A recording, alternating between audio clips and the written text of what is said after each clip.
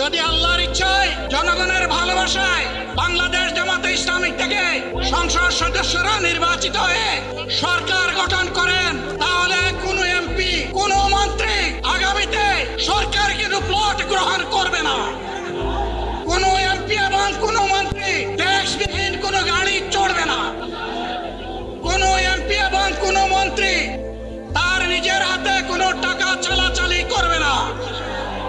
কোন এমপি এবং কোন মন্ত্রী যদি তার নির্দিষ্ট কোনো কাজের জন্য বরাদ্দ পেয়ে থাকেন, কাজ শেষ হওয়ার সাথে সাথে বাংলাদেশের 18 কোটি মানুষের কাছে তারা তার প্রতিবেদন তুলে ধরতে বাধ্য হবে।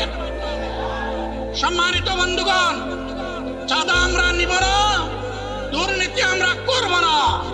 চাঁদা আমরা নিতে দেব না, দুর্নীতি আমরা সহ্য করব না। এই বাংলাদেশটাই আমরা দেখতে চাই।